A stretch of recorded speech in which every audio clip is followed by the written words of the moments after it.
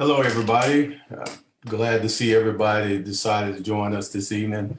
I am retired investigator Curry with one of the co-founders of Clippers and Cops, and we're waiting on our moderator to jump back on. But just to get started, if most of you don't know what Clippers and Cops is, it's actually a nonprofit that Tyrone Dennis started, who is the CEO of Clippers and Cops. And what we do is we bridge the gap between the law enforcement and the community. That was his goal. That was the opportunity that we have to bring different scenarios to the public or to you here on Zoom and Facebook to see how law enforcement reacts to different situations. And after seeing how law enforcement act in different situations, how does it play a role in how we look at it as community? And the bridging that gap is what we're trying to do right now. And so this platform is for law enforcement officers, is for any citizens who want to get involved, and even teens.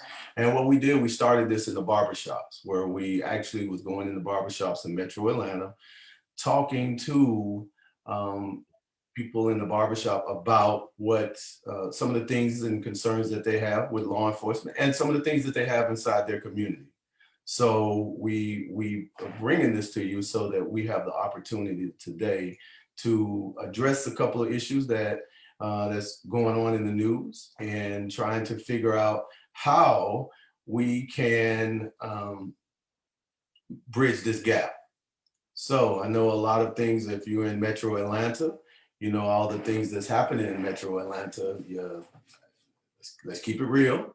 The crime is kind of going up in Metro Atlanta, and if you just happen just to listen to the news, you will see what's going on. And it's one of those things where that we try to see how we can, figure things out as a community. And sometimes we don't get it together like we always should. And a lot of things are put on law enforcement. And what we're trying to do is saying, how can the community do their part? And how can law enforcement do its part to make sure that we're doing the right thing all the way around? And how can we police our own communities? And also, how can we assist law enforcement in things that we can do? So at this time, we're going to probably go into one video. Mike, are you ready? Because we're just going to dive into things today. I'm ready. Yeah, let's go. I'm ready. Yeah, let's go. Yeah. So which one are you going to pull up, Mike? We'll start with Andrew Brown. Okay. This is going to be what we want to do is have a disclaimer. Sometimes these things can be graphic and they could be sensitive to some. But what we want to do is we just want to bring awareness to the community. I'm going to show you. One sec. Give me 1 sec. Let me share this.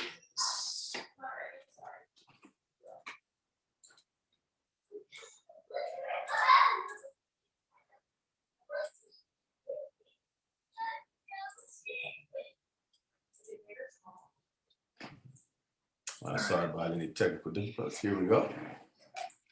You guys see the? Can you guys see the video?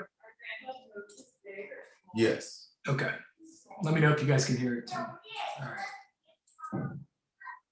I'm now going to show you the 4 body cam videos that depict law enforcement activity with Mr. Brown on that day.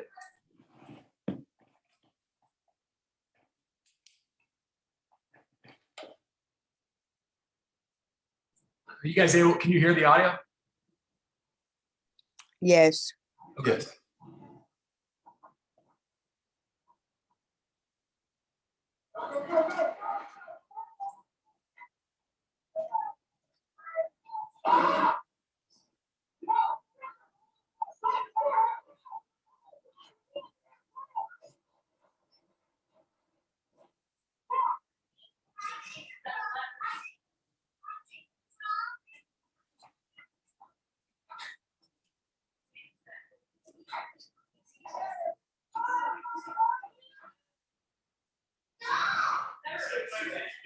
It's got another, they show another 2 angles.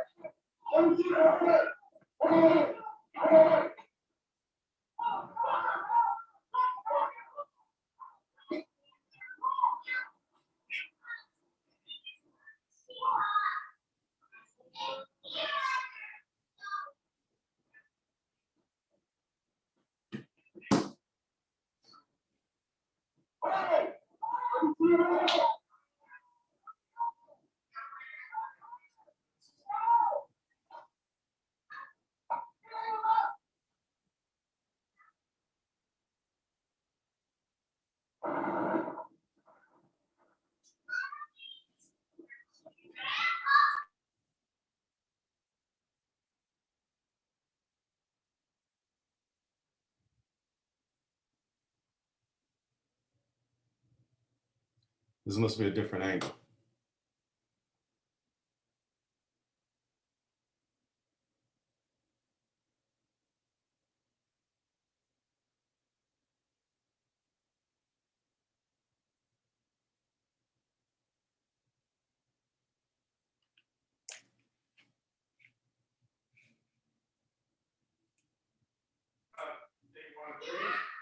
Okay. Now, if most of you don't know what happened in that situation, we're having a little technical difficulties with the sound, but the subject was shot on the scene, and most people will say, and as this process is going on, did the law enforcement officers, based on the situation and the subject leaving the location, have the did they do the proper thing in this case? And based on things that's going on in law enforcement now, and the eyes of just not only us as in law enforcement, how could this situation been done differently? Now, I'm gonna give some of you an opportunity to, if any of you have looked at this or seen this, we want another eye view of it and see what you saw, or maybe just your opinion. Does anybody have anything?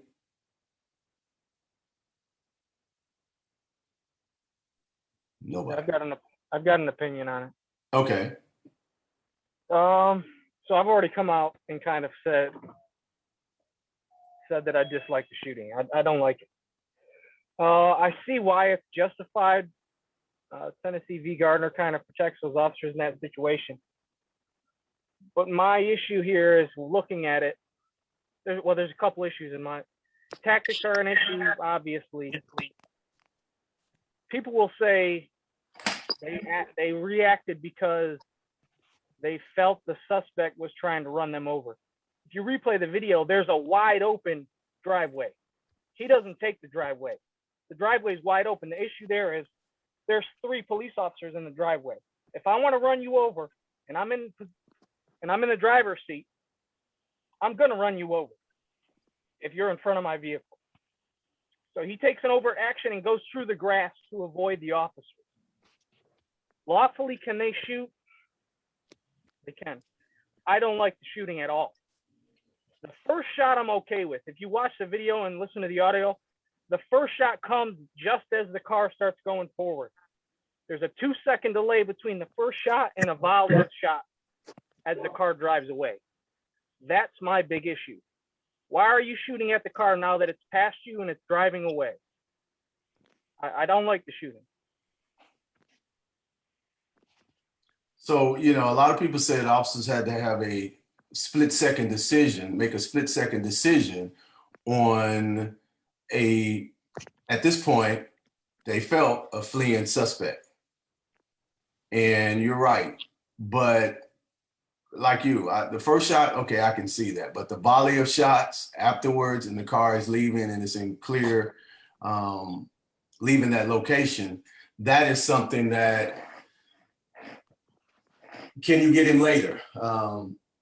You know, and we know who he is, and you know, that's a very close call in most cases, and they were serving a warrant, and it just, now, what's the public view? Are those officers in your mind frame going to get charged, or is it going to be they're not going to get charged?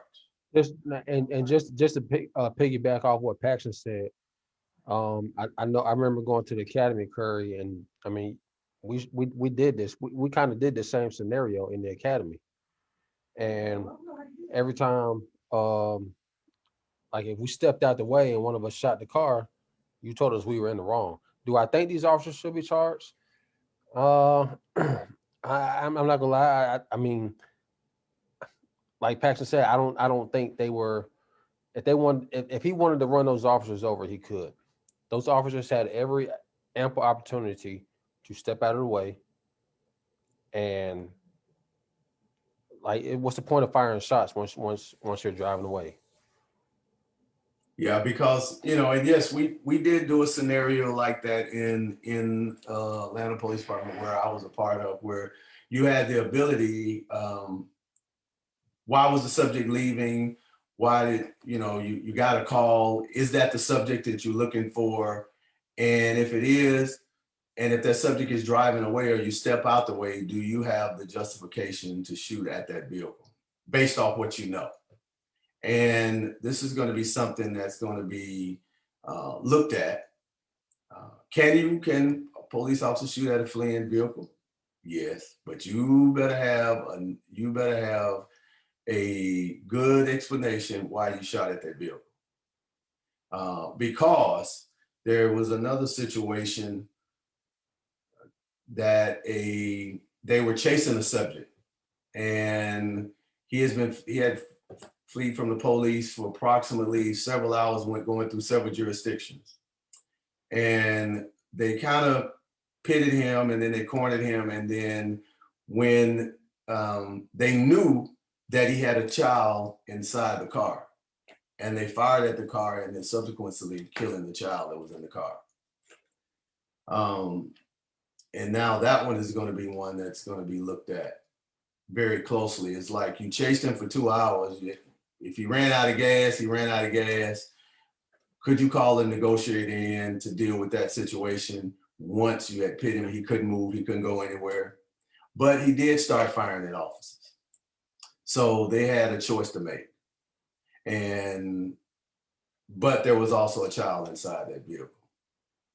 So that's a tough situation for law enforcement to be in. And how can we, resolve the problem? Does anybody think out here,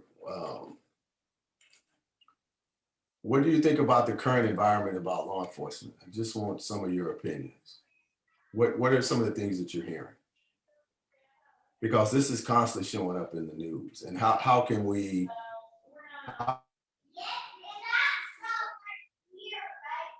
I'll speak on that. I mean, I talk to people every day who interact with police, and I would say overall that, especially in communities of color, there's no trust.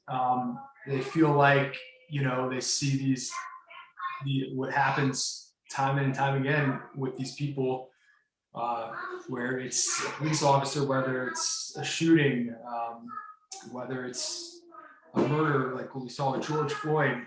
They feel like they can't trust police, and they feel like that if they come into contact with police, they're going to end up dead, and that police are out to get them. And basically, one thing about that is a good majority of the police officers are doing the right thing. They're doing the right thing. But what sometimes we focus on is the officers who may be doing the wrong thing or doing things questionably. They have some question marks behind it. So how do we, and that's the thing, how do we bridge that gap? I think one thing that we need to do is be more active in the community. we definitely need to be more active in the community. We need to bring back the community policing and have more opportunities where law enforcement are more into the community than anything. And I think right now,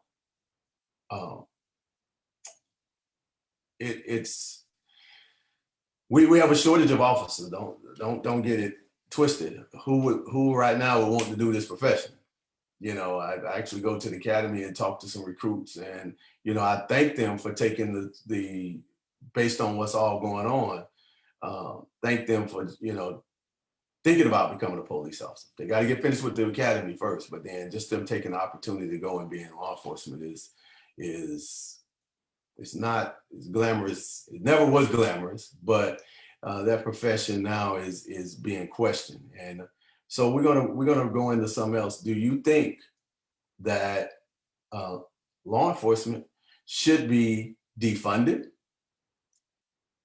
or reformed? Which one do you feel it should be? And that's I see, who is that? Thad, I see you. I know you're ready to say something. So go ahead. Let's see what you got there. Go ahead. Yeah, thank you all for having me. Appreciate it. Just real quickly, you know, with the whole thing about defunding the police, I think when you have these political slogans, it can get a little bit dangerous, right? And you think we have these false dichotomies. And so my thing is this: most police budgets actually go to salaries and benefits. Like, police departments are not rolling the dough like many people may think, right? That they're able to go and get all these resources. I'm sure, I'm from Memphis and I worked in Memphis, but I'm sure police departments are similar across the board, but our cars on the street, probably some of those cars shouldn't have been on the streets. If we don't have the proper equipment, we can't properly service the community. And so I would say this, I would say the police spending hadn't changed. This is nationwide. It's only been about 3 to 4% across the nation of police budgets and salaries. I mean, budgets as far as the state and local expenditures. That means that 96% is still spent on other things in society. And so I guess one thing that I'm saying is that the government itself, so I'm about government accountability. The government itself wastes at the federal level, state and local level, billions of dollars a year. Those are funds that can be reinvested in policing, reinvested in social services, reinvested in education, because at the end of the day, police reform, if we're going to focus on police and solve the issues in policing by solely focusing on the police, we have another thing coming, because there's things that's much deeper than that. And so defunding the police is going to be hard to recruit millennials. You want college-educated police force, it's going to be hard to recruit them if we're not willing to make those investments and reward them for the style of policing we want. You mentioned community policing. It would be great if officers had promotion pathways and had ways to be rewarded, more prestigious positions based on that style of policing. If that style of policing was viewed in evaluation, just as important as making arrests and these other traditional metrics which cities are judged by, I think those are some of the ways that we can focus on and make investments in those aspects. I'm gonna jump in real quick because Thad's being modest. That's Thad. I invited Thad to come. He and I just worked on a story together. He was in a story I did just about crime rates in Atlanta and kind of what we've seen over the pandemic. And so Thad is a criminologist. He works at Georgia State, but he's got a really unique perspective because he worked, I guess, 10 years for Memphis PD. So I think at some point we're going to bring him in. I guess we can start now, but he's got a good perspective and he's obviously in touch with the kids. So I don't know if Thad, if you kind of want to give them your take on how people are seeing things now with policing, and tell them a little bit about your background. Sure. Thank you. And let me all say this, thank you all for inviting me to your houses, right? I've been to Atlanta for 5 years, and we came here for school. Well, now we work here, and we stayed here by choice. And so it's a different type of investment when you're a resident, for real. So and I want to thank you all for just having us, having me here. My wife, Natasha Johnson, she's on here as well. And so, we're a tag team, and I worked in Memphis for 10 years. I did some training at the academy. I was a interim captain before I left. And so it's been a while. It's been about 10 years since I've been in the game, but it's funny, whenever I talk, I always say we, and I may be talking about the Black community, or I may be talking about police interchangeably, right? And so I just want to just kind of shed some light on kind of what the community thinks, and particularly, you know, students at the university. And mind you, Georgia State is a university that's about 70% students of color. It's a high risk profile as far as those students, right? These are some of our prized possessions from some of our most marginalized areas. And oftentimes, historically, it impacts the attitudes. And so oftentimes in the classroom, we kind of run across attitudes where, and these are criminal justice majors, that are not necessarily, we don't give police officers the benefit of the doubt. I think when we see a situation, the first thing that we say is, what did they do wrong, right? And so that's kind of the perspective that we take. And when you take that perspective, it can kind of skew how things are, and it makes it hard for us to see, you know, what's really going on. And one of the main things that I really find out is that we really don't understand the context in which everything is. You know, we focus on police officers, and I tell the students, police officer behavior doesn't happen in a vacuum, right? You know, for the most part, officers are policy compliant.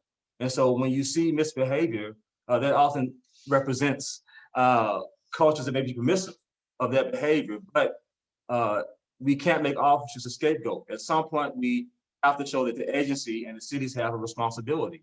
I often think about, you know, what was my purpose as a police officer? When I made an arrest, what was my purpose in making an arrest?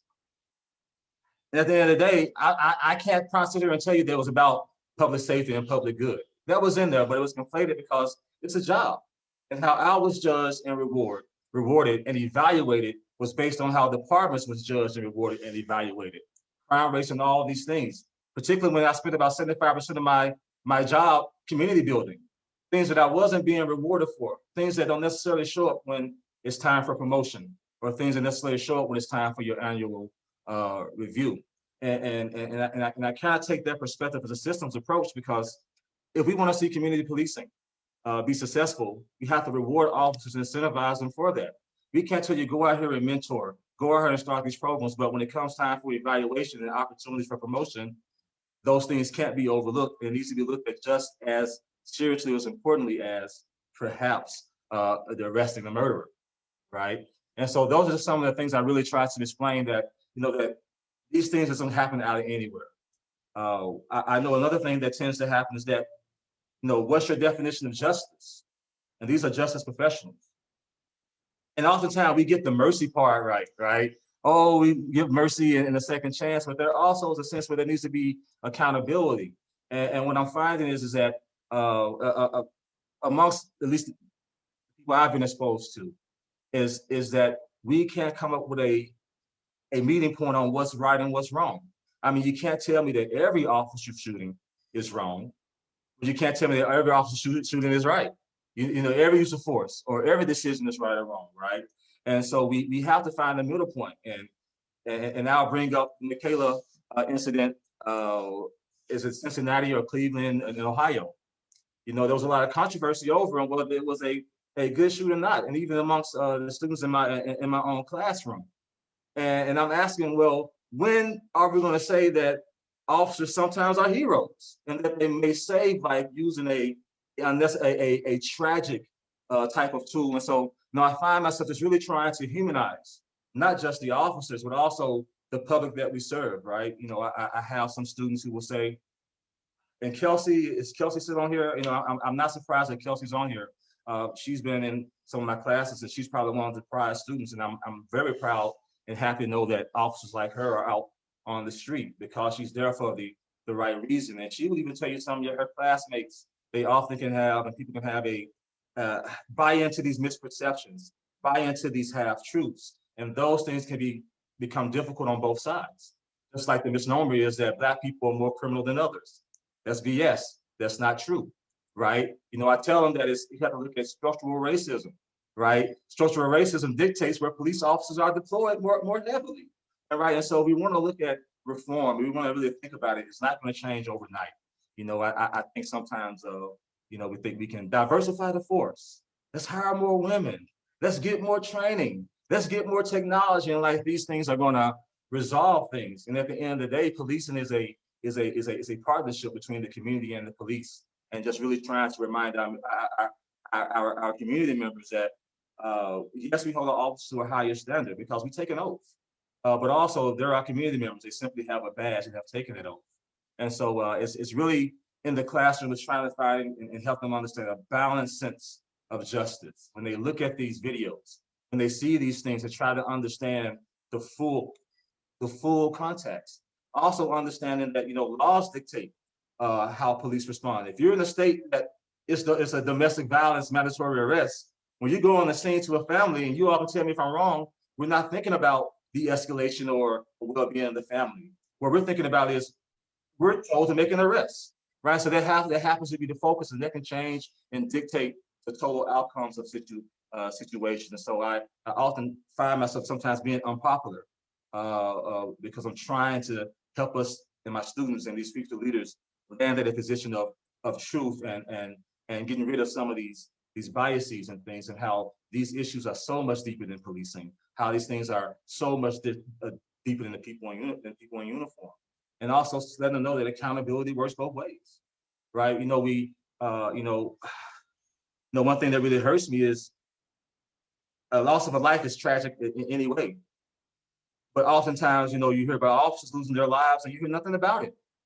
And it disheartens me because those are community members who are probably good men and women doing their job, trying to protect the public, and that we should be outraged by those as well as others. And so just really trying to humanize both sides and letting them understand that it's the people are accountable, but we have to hold these systems accountable, and that it's not an overnight change, and that it's deeper than just changing what the department looks like.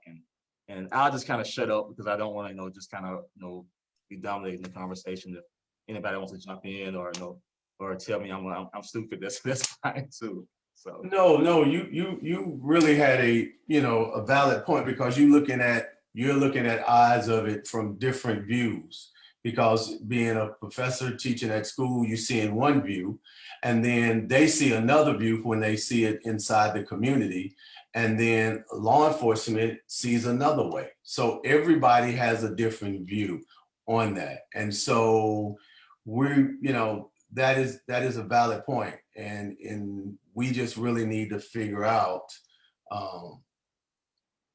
how we, like we talked about before, how we can bridge that gap, and we really don't know it. It's one of those things. So what we're going to do is we're going to talk about Atlanta. We're going to talk about Atlanta and what's going on in Atlanta with the crime rate. I know everybody is on the news, listen to the news, and from 6 till late night, you're finding out that something is always going to lose. And what we want to do is kind of be aware and give people some awareness of things that's happening out there. And one of the things that's happening out there is kind of like, we're having a lot of stuff that's going on. So Braxton, since you were, you kind of active out there and one of the law enforcement and the supervisor, and also from public affairs, what are some of the things that the department is facing right now that you can elaborate on? Yeah, so obviously the uptick in street racing and just complete disregard for traffic laws are a huge issue, not just in Atlanta, but metro-wide. I think every department metro-wide is facing those issues. And we're really trying to figure out how to tackle it. That's a tough thing. Just yesterday, we had an officer get hit by a dirt bike and broke his arm. So we just put a Crime Stoppers reward out there for $5,000 for the suspect. But how are we gonna stop this? It's not a police only issue. It's a community and a police issue. So just getting community buy-in to help us to stop the craziness, the violence. And then obviously we've seen recently some people rear-ending cars, and then when the victim gets out to check their vehicle, they're getting carjacked and they're stealing cars. So the violent crime uptick is ridiculous. Actually, to touch on what you talked about before, reform and defunding, that's a narrative that's being driven by people that don't live in these low-income, high-crime areas. I can tell you last week I attended two Zoom calls and one in-person meeting in Zone 4 and Zone 3. And not a single person in either one of those, in any of those meetings, said they wanted the police defunded. So you're going to hear that as people start protesting this Andrew Brown stuff. And I suggest to the media and our media partners, go into these low-income, high-crime areas and interview some actual residents of those areas. Do they want the police defunded, or is it just the protester on the corner of COP and Marietta who might be from Ackworth or Alpharetta that wants the police defunded? Because it's not these communities that don't want the police. And so you're right. And So so what- you go ahead. I Mike. mean, go ahead. Go ahead, Mike. No, I'm just curious. You're right. I mean, as a member of the media, and I know Audrey's on here too, I'm just curious, why is that such the message though? I mean, why do you think we can't be the only ones to blame for that? No, But you're not to blame for it. I don't think you're to blame for it. I think that those protesters or those people that are pushing that narrative, they're just being the loudest. That's all. So obviously they're going to be heard. I think defunding the police though is very ambiguous, because you talk to certain people, it's a buzzword, right? And like during campaign season, everybody loves to throw that around. But what one person's definition of it is completely different than another. I mean, some people want to just abolish police in general. They don't want, they want to have, like they had in Seattle, a police-free zone. We saw how that worked out. But I think other people say, hey, instead of spending money on all these new guns or something like that, why don't we use that to work on community policing, maybe an overtime program for officers. They can spend time in these parks with kids so they get to know their officers. So I think it's a buzzword, you're right, but it's a dangerous word too. Yeah, you're absolutely right. so I'm sorry, can yeah, I go get in ahead. there for a second? Go ahead. I'm Carl Smith, a retired APD, 16 years. I just wanted to touch on what Paxton talked about for a moment. What I found with the narrative of defund the police is exactly what he said. I have friends in middle class, upper middle class friends that are throwing out the defund the police. And when you talk to them, they've never had an encounter with the police. They've never been stopped and harassed. They've never had any negative encounter. They just go off of what they have seen and heard on the news, and they've seen and they jump on board this bandwagon of defund the police. And when I did work the city and I did work in the neighborhood loved seeing me there because they know I was there for the right reasons, and I know that they would give me information on individuals that was causing problems in that neighborhood, and they wanted to see us more. They may not have wanted to see us in a serious enforcement capacity, but they wanted to see us in the community, period. And I think that it has become a buzzword, and it's not the people that live in those communities that are law-abiding that are pushing to defund the police. Okay. Audrey Washington, you there? Yes, I'm here. Yes. What do you think? We want your opinion as well. Oh, okay. Because you look at a different perspective. Because Well, I think we got to give people credit.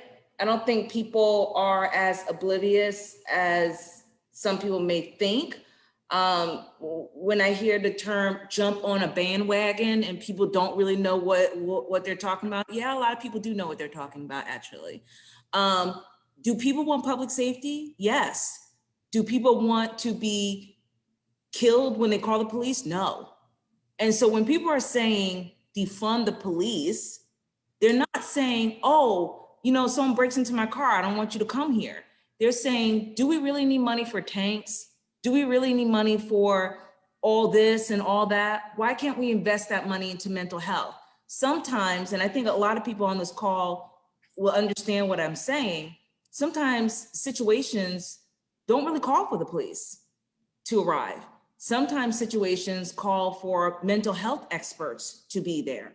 So, you know, to talk to that person who's having a psychotic break, to properly treat someone who's having a seizure, to properly talk to someone who is having, frankly, a breakdown, and who could be a danger to themselves and a danger to other people. So when people say defund the police, from what I've heard from the other side of it is, we just think some of that money should be allocated in different areas. And so that's not the same thing as saying we don't want law enforcement, we don't want public safety. We want public safety, we want the structure of public safety, the bones of public safety to be reformed and to be looked at and to be in our neighborhoods in ways that better benefits the community. Okay. And that is, you know, and since you said something about mental health, I think since this is Mental Health Awareness Month, I think that is one thing that, you know, when you call law enforcement with someone who has some type of mental illness, and the good thing, some departments are trained, they have CIT, crisis intervention teams, officers that go in and kind of know how to deal with someone with mental illness. And most of the departments are spending a large amount of funding on that, because in most cases, yes, you know, we would love if a social worker would be on call and go and handle these calls so that we wouldn't have to go as being in law enforcement to those calls. But in most cases, they're going to call us because they might not can control that person because they're off their meds. And when they're off their meds, then we have to use some type of, you know, force, and we, you know, just to restrain them. And that is something that they're not trained to do. They're trained to deal with a certain situation in a controlled environment. See, most people forget that. That's a controlled environment. But at this point, you're not in a controlled environment because you're in their environment. And based on whatever trigger or something that might happen during that period of time, it can make them switch in a moment, because the person is calling you because they're basically off their meds, or they're doing something irrational, or they're doing something that person cannot control at that time. So they call law enforcement. Even if you had a mental health provider there, they still would love to have law enforcement because they can only go so far. But why can't you have both then? So what I'm saying is that if you took some of that money to create these programs, then why can't you have both? Why you can? It's just is department's going to, you know, and that's why a lot of times the department train police officers to be in to kind of deal with certain mental health. Now I'm CIT certified, so when I go out to a scene, they teach us in training on how to deal with somebody with mental illness, what processes we have to go through, because sometimes that person is not there, and sometimes they have called us because they can't handle that person based on this situation.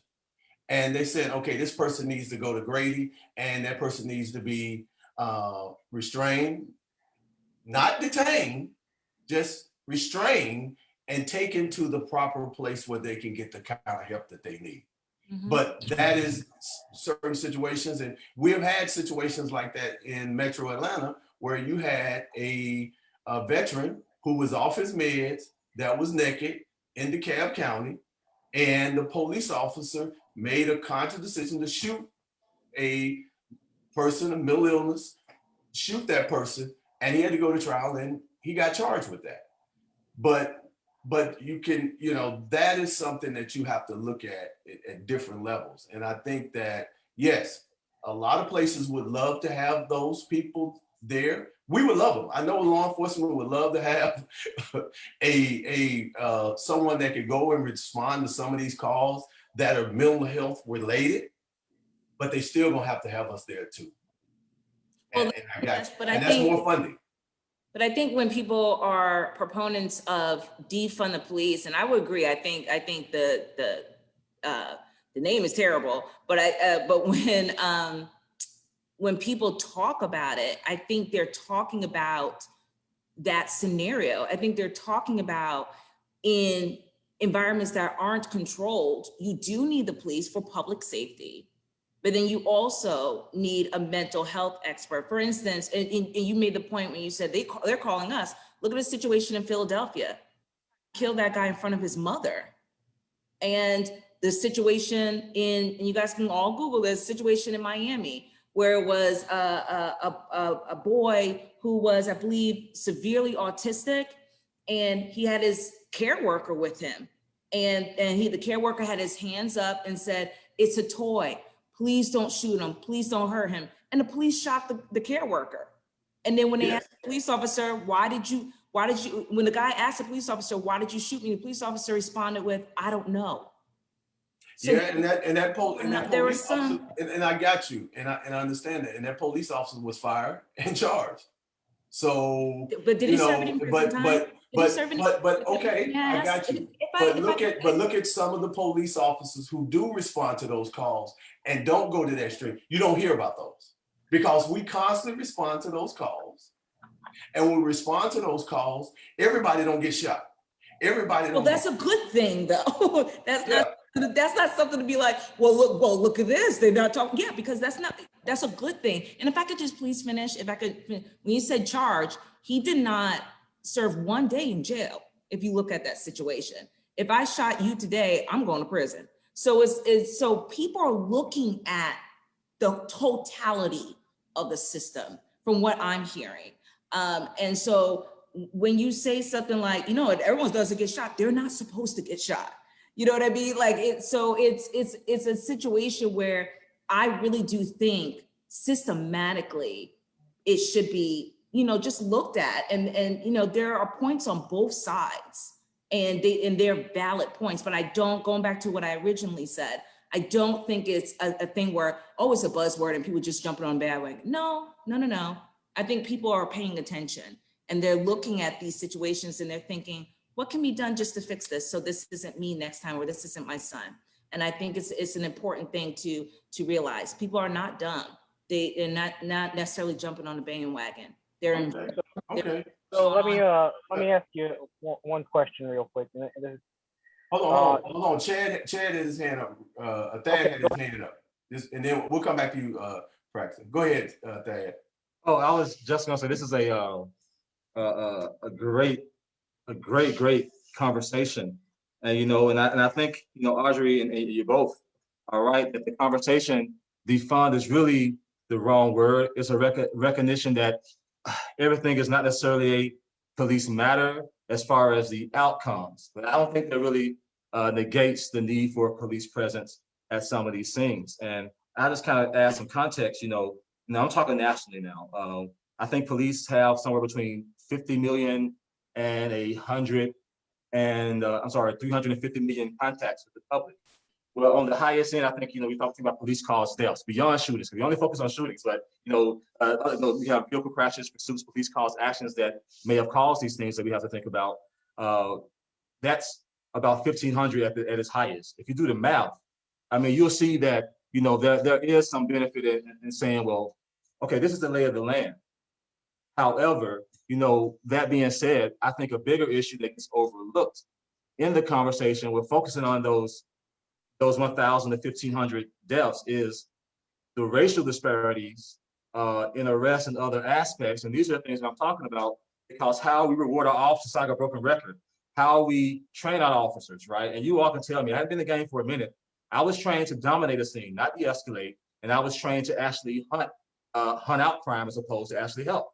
That's how I was trained. And I hadn't trained, it's been 10 years, right? So I'm probably, prehistoric, one of those Clinton cops we talk about, right? I'll admit. But I think we have to really think about, we also know that proactive enforcement situations, particularly arrests and these unpleasant stops, can increase the opportunity for these types of events. And I think what needs to happen is that if we really reward our officers and we train them and put them in situations to succeed, partner them with other people who are trained their whole lives with it, invest in our officers. And we talk about mental health. What about mental health care of our officers? We have record numbers of suicide. And if our officers are not properly taken care of, they can't properly serve our community. Here I go talking on both sides of it, but I see how all these things are connected. And so I think there's just a lively conversation that I really, really appreciated the great points in both sides of it. I do think, though, that one thing we need to focus on are the triggers for those situations. And how can we change the focus when we come on scene? How can we be creative? Perhaps we can partner these social services people with plainclothes officers, particularly for this, so their uniform is not a trigger. And I'm sure places are doing these things, but it's not, I don't think this world-class drastic change. I think there are nuances that we can tweak in every levels and knobs, right? Where we can nuance this and we can kind of get the picture that we want to see. So I just really appreciated the conversation. Okay. Braxton. So one thing that I recently took a leadership class, and something was brought up to me in that class, which I thought was fascinating. And it kind of touches on all these police interactions and the amount of training that the police have in the United States when compared to other countries. So as a country, we're talking about now, law enforcement across the United States, there's a poll, and you can look it up. The top 75 police departments across countries. So the United States, Canada, Brazil, all these different countries that have police forces, whether nationally or locally, the amount of training they have. So out of the top 75 countries, I think Afghanistan is 75th, Iraq is 74th, and the United States, where they rank in that, is 73rd. 73rd out of the top 75. So we're nowhere close to the amount of training that 70 plus other countries give to their law enforcement agencies. Now, funny enough, guess who trains the Iraq and Afghanistan police department? We do. We do. No. Yeah. And so that says a lot. And so, we are required to have certain mandated amount of hours every year. And once you finish with your required annual training, then you have to receive 24 hours a year. That's it. That's all you have to receive to keep your certifications every year. Yep. And that's including the range, deadly force. And then now they included de-escalation and some other type, taser and other things inside of that 24 hours that you have to have. Now, one thing I can say about Atlanta Police Department, they require you to go to the academy at least almost 6 months, but some agencies doesn't require that long. And that is, a lot of agencies that they just only go for, I think it's 12 weeks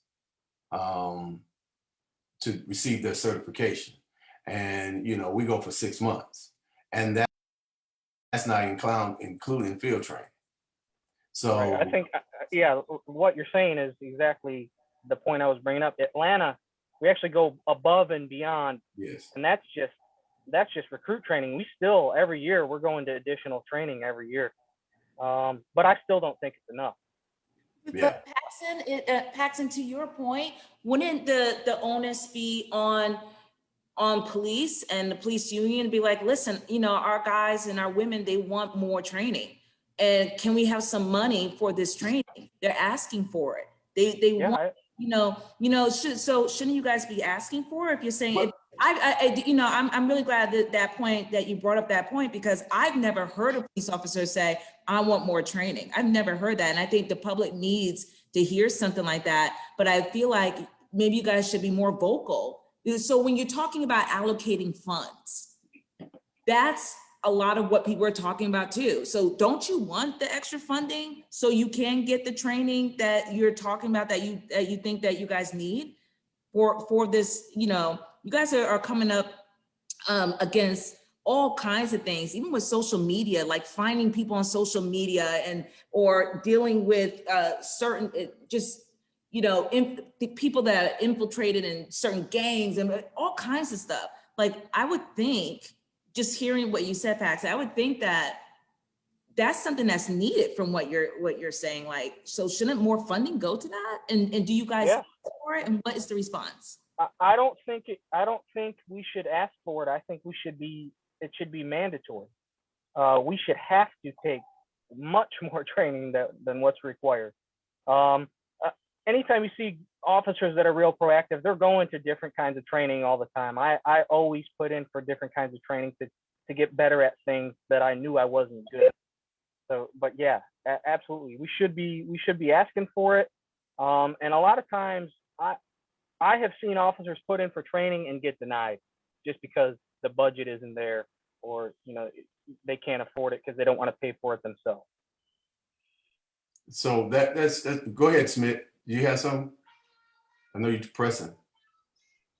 There you go. Yeah, sorry about that. And again, like about what you're saying, there's officers that are asking for training, and it's not just the budget that they're denied by, it's the manpower. If I try to get on the book to take training, I can't because somebody else is on vacation and we only have 3 cars in the whole zone. So it wasn't until I got to special units where I could actually get down and train how I wanted to, because answering 911 calls, the ones that handle most of the hot stuff, there's not manpower for you to be gone for training for 40 hours or what have you. Yeah, And I just want to touch on one other thing that Thad said a minute ago. When I did come on the department, and you're right, we were taught to control the situation, control the scene. The scene belongs to you. And officers took that to a whole nother level when it came down to the mental health aspect of it. Because I'm trying to control the situation, not taking in account that this person is suffering a mental health episode. I'm trying to be tactical, and I'm trying to get the situation under control. It wasn't until I started taking mental health training until I realized every situation that I run into, this uniform that I wear is it's a mental health episode. You're going through something in your head. Most people, whether you stop by a police officer, whether you're, in a car or whatever have you, it's a stressful moment and you're going through something. So it wasn't until I started taking the training and realized that it's my responsibility as the officer to take that in consideration, that this is stressful for that person. So I make the situation calm for them the best I can. And then we go into the other thing while being tactical. That's a good point. And you hit something there. Is 2 things about that is there funding there, and is there manpower? Because sometimes the manpower dictates if a person can go to training, along with, there might be funding there, but the manpower, shortage of officers, shortage of staff will not dictate that. So hold on for a minute. Monica, you've been on here and you've been kind of quiet. I just want to get some of your intake on something that you might. Are you still there? Hello? Okay, I guess she's stepped away. Hello, I Okay. am here. Can you hear me okay? Yes, I can hear you. I am not in law enforcement. Okay. I am not. However, I work closely with mental health providers that are psychologists. And what we have been seeing over this last year and a half is that a lot of the law enforcement officers are in need of mental health practices themselves because of their long hours, because there's lack of law enforcement in their agencies, there's not enough staff. They are needing to reach out and talk to someone without being judged because of their career. And I feel that that has a lot to do with the way a lot of the officers react in a lot of the mental health situations. The thing is, how do we partner law enforcement with providers, mental health providers, to help them? How do we do that? Because so many officers are suffering in silence, and we need to start with helping them as well. So that's what I'm here for tonight, to ask that question.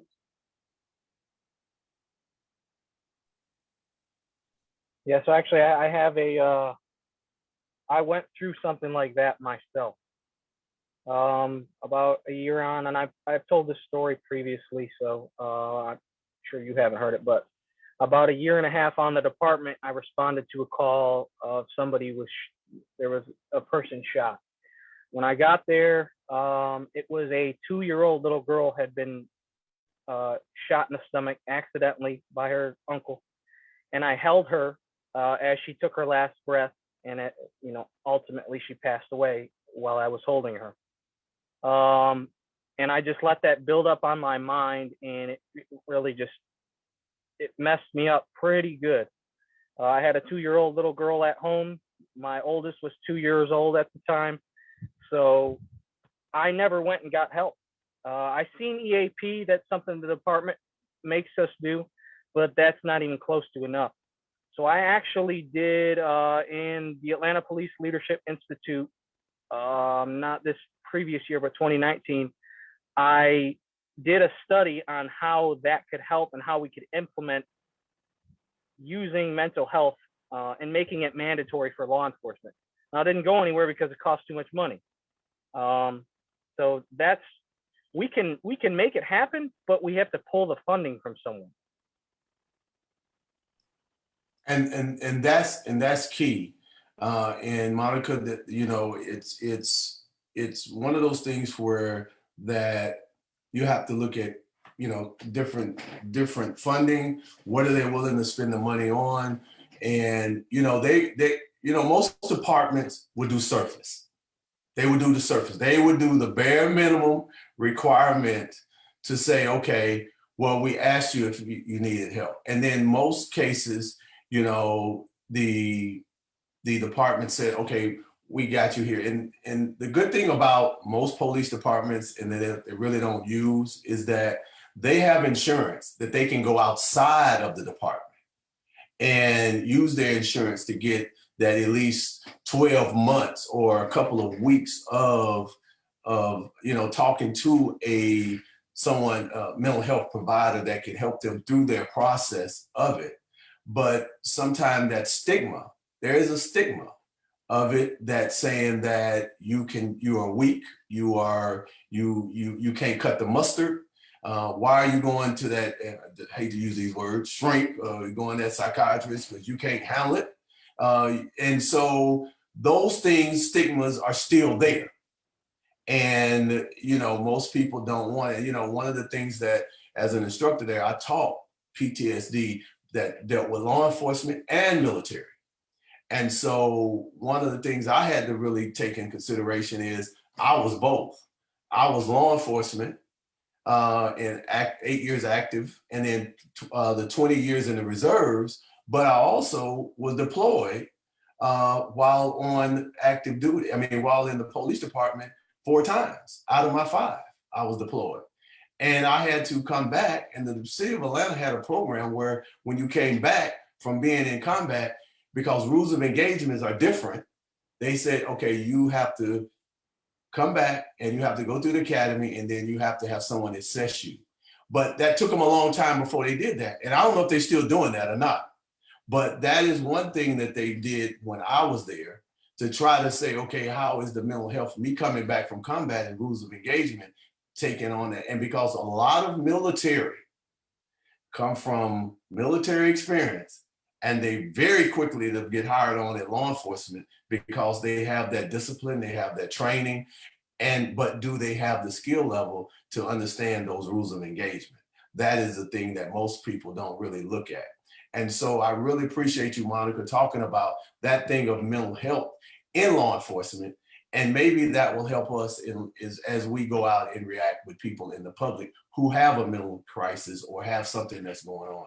And I really appreciate Audrey for bringing up the thing about, hey, how are we looking at the mental health? Everybody shouldn't be called to that thing, but where is the funding? And a lot of times the funding is not there for the mental health, because we all know in Metro Atlanta that there are a lot of mental patients walking around in Metro Atlanta that from, you know, you just walk. If you haven't been to Atlanta and you go downtown, you're gonna see it. And they're gonna either accost you, ask you for something, they're gonna follow you around, or they're gonna be on that train and they're gonna be somewhere. So you see that, but how do you deal with that? How do we deal with that? And that is a thing that we definitely have to look at. Mike, you had something. I saw you was you on mute, Mike. You on mute. Go ahead and click the button. There you go. Thank you. No, I wrote a note down earlier on just so I wouldn't forget. And I think like it's really interesting because like, I mean, I consider myself pretty well versed when reporting on law enforcement. I've never once heard the narrative that, yeah, guys are trying to get extra training to improve their policing and they're not able to go, they can't do it because they don't have, the department won't fund it. And to me, I think that is extremely important to get out there because I think a lot of people think right now that police are just either scared or just don't want to deal with people right now because of what the climate is. But I think that to me, it's like you got to hold your city council accountable, maybe your administration, because like somebody wants to evolve, they want to get better in a situation. You're basically saying, well, we don't have the money, go back out there and do your job. I mean, that's not on the officers. That's on administration, that's on the city council. I think that narrative has to get out. And I think when people say defund the police, you start hearing things like that. I don't know who would vote against shifting funds to provide extra training for officers. I mean, I just think that's crazy that guys are trying to do that and they can't do it simply because of money. Because I guarantee you, and I'm sure Paxton can talk this, there's some, you know, big timer that's will write a check in a heartbeat to send 10 officers to some training academy for 4 weeks. There's enough money in Atlanta where somebody would do something like that. And the second thing with mental health, I mean, the great thing about technology now, we talked about this in our newsroom. I mean, yeah, there is a stigma and everybody has how you cope with certain things. It's different, right? Like some people internalize it, other people are emotional. But like nowadays, you don't even have to show your face anymore. There are therapists that a click of the mouse and you can be on a therapy session, don't even have to show your face. So I think as a police department, you got to make it mandatory because again, not everyone's going to take the initiative to seek out help. But I mean, I think there's people that have been through very traumatic events and probably don't even realize they have PTSD. And so I think you have to make that a requirement. I agree with you. This is Monique again. Oh, I'm sorry. I'm sorry. Go ahead, Audrey. I just wanted to just piggyback on what Michael said real quickly. I apologize. And wouldn't it be interesting, Michael, if that funding was shifted in those areas, like you said, like mental. Absolutely, yeah, 100%. And wouldn't it be? And Michael, I think you and I are both reporters, so we're looking at it. We're looking at it a certain way, but it's like, can you imagine the optics of police? Standing with people who are saying defund the police and police officers saying, yeah, can you allocate some of this money over here? Like just the optics of that and the support that police would get and what that would signal to the community. I mean, it really changed the energy. If police officers said to the community, we need more training for these kind of situations. We want more, we need more funding. Get behind us on that. I believe you would, so. Sorry. No, I think you're right. One more thing and I'll shut up.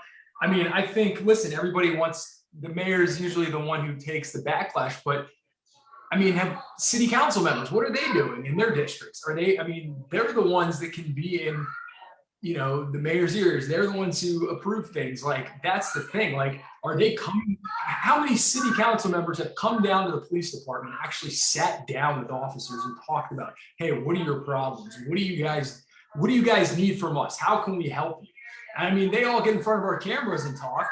And I mean, maybe that's our job as journalists to hold them accountable. But at the same time, I'm just curious, like how many are going down and actually seeing what's going on?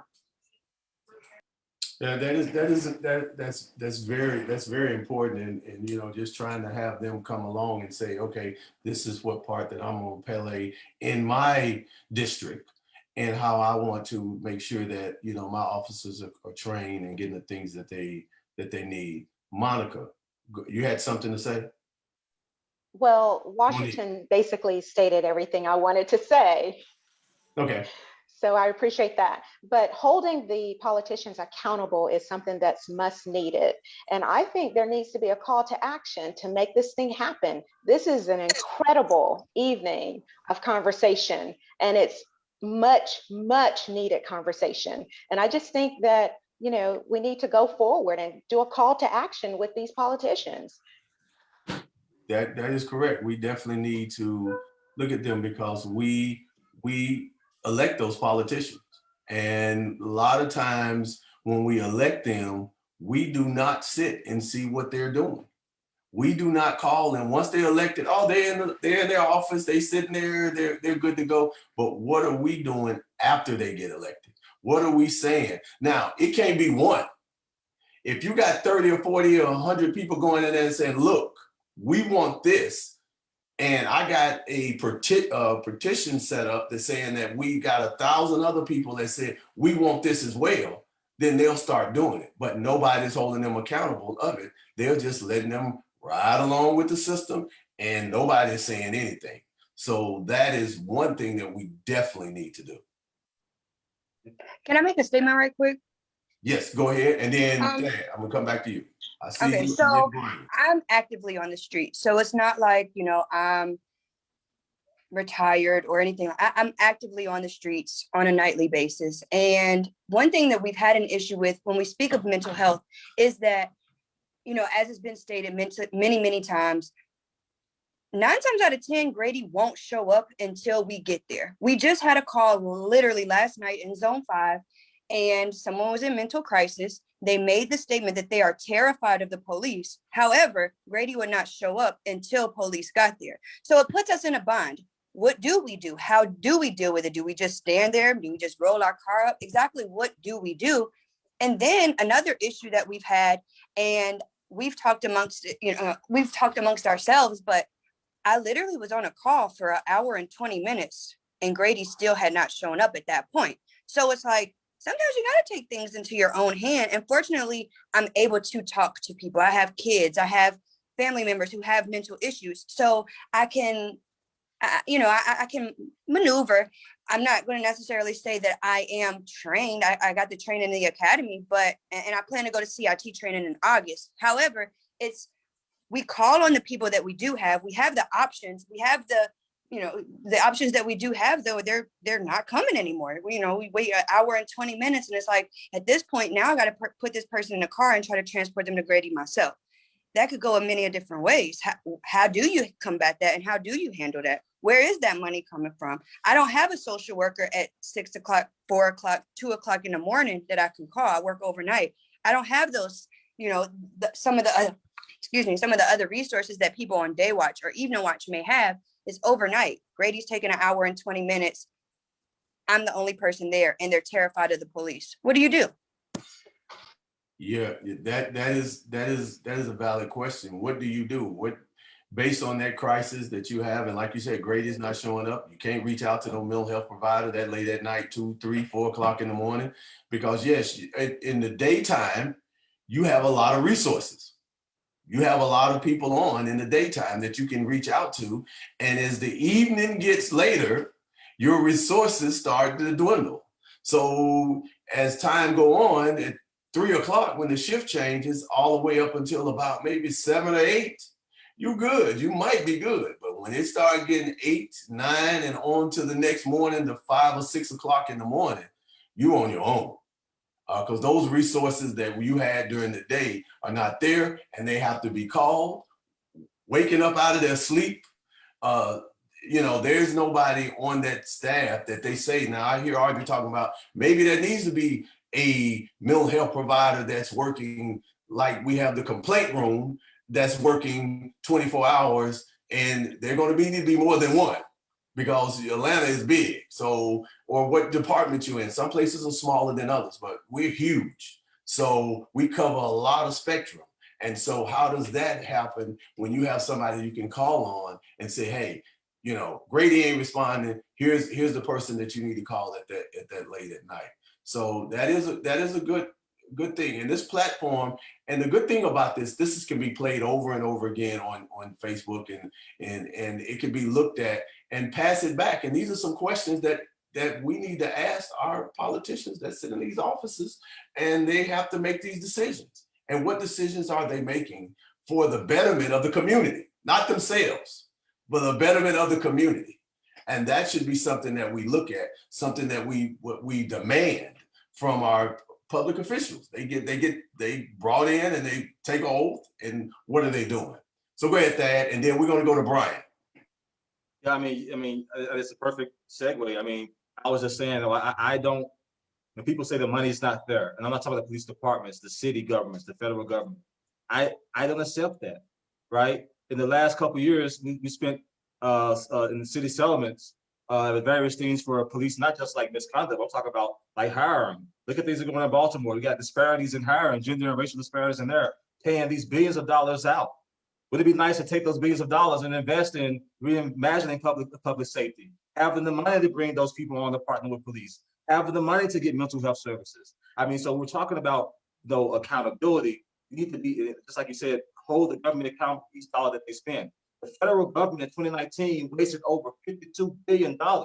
You can't tell me that money can't be reinvested back to the community. So I don't receive when people say the money's not there, because the money is absolutely there. And so I would love to see more research, more things on where are the leaks in our spending. Do we need another golf club up in some affluent part of town? Or can we take that money to provide services in places that need it? Can we help invest in education? Can we help invest in the public health care in these areas, right? I mean, hell, these things run so deep that even in communities that are black and brown, the air that we breathe are more polluted than other areas. So these things have developmental aspects. We got to clean up a whole lot, and the money is there to do these things. And so we just got to waste that money. Imagine these billions of dollars. I mentioned what, about 60 or 70 billion dollars just that's been wasted. I'm talking about Medicare, which is so much money is wasted on public Medicare that you can fund Germany and other countries the size of their GDPs. And so we need to hold our governments accountable for the money that they spend and make sure that it's being allocated in the right places when we re-envision public safety. And the last thing I would say is that, I work on a lot of reform commissions, and they have police chiefs, they have all these people on there, but people who are actually working in the field right now, who are working in the field, who we carry these things out, they're nowhere to be found in this reform discourse. And so that's problematic, but the real thing is the money is there. The money is there, it's absolutely there, and we have to hold the people who set our budgets for our services accountable. And you're right. And the key thing about it is where's the funding being allocated? That's the key thing. Track the money, track and see where the money is being funded at, and see where can that use be used more appropriately.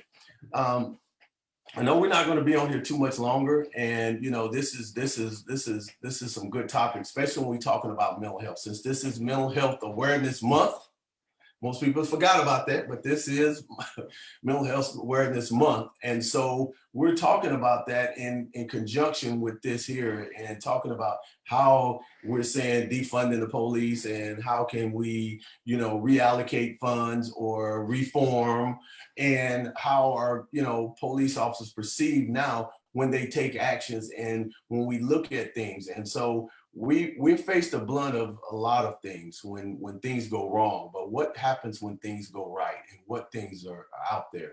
So and another thing is how we, a lot of things take place on traffic stops. A lot of situations that we encounter with the public is not at knocking at the door, but we also have traffic stops that officers have to deal with on a regular basis. And here I want to bring on someone that I'm fond of and it's been a friend, and actually talked to him, and he developed the Pocket USA, and he's going to talk about it and his vision on that before we break off of here. And so go ahead, Brian, tell us a little bit about Pocket USA and what that you have there. Thank you. Hey, how you guys doing, man? I sure appreciate it, okay, for allowing me to speak. Go ahead. So this is the product that I created, the Pocket USA. And this product is just in case, like when you guys are pulling someone over, they will already have their license and insurance in this pocket. So all they have to do is roll their window down and attach it to the outside of their vehicle. And then I heard the young lady was saying about how someone was saying they don't like cops, they don't talk to cops. Well, this product will be good for that situation. But I tell everyone, try to keep open communication with the police officers. So this product is just in case if you guys are pulling someone over, they will already have their license and insurance in this pocket. So all they do is roll their window down and attach it to the outside of their door. So as you walking up, you will already have their license and insurance in this pocket. You will see their hands visible on the wheel. So now they don't have to move or reach for anything or be accused of moving and reaching for something that's going to harm you as a police officer. So all you have to do is take this product off their door, take it to your vehicle, run their license. Now, if you was to give them a ticket or a warning, you can place it right back in this pocket, attach it right back on their door. Now, if they need to sign a ticket, now all they doing is moving their hand from one spot off the steering wheel straight to you. So now there's no need for reaching in the glove box, reaching in the console, or even turning their back looking for it. So hopefully you guys can look at this product. The website is thepocketusa.com. And I just think this product, man, will start bridging the gap, man. So as a driver, especially an African-American driver, I will feel safer. You as a police officer, knowing that this product is on the outside of their vehicle, now they don't have to move at all. Hopefully this make you feel a whole lot safer too, as far as traffic stop goes. So if you guys don't mind, I was just featured on the news a couple of weeks ago. I've been on radio shows. I've been on morning shows. I'm just trying to get the product out there. That is something, right? That is something out there to try to bridge the gap between drivers and police officers. And I appreciate you guys listening. I would love your feedback. I would love your feedback to let me know what you feel about this product. And okay, I sure appreciate the time. You're welcome. You're welcome. And so that's what we do here at Clippings and Cops. Normally we go out to barbershops. Normally we be doing in barbershops. And we're inside those barbershops talking to people inside the community on things that they have going on inside that area. But now since the pandemic, we chose to lose Zoom and Facebook. So, but in the coming months, as things starting to, we done got them shots. I got mine. I ain't gonna tell you which one I got, but I got my shot. And I'll put it like this: it was only one shot. So you figured out which one that was. So that is the thing that we have to do, is we bridging that gap. And so this is something that we do to come back to the community, and you can share it. Today we talked about mental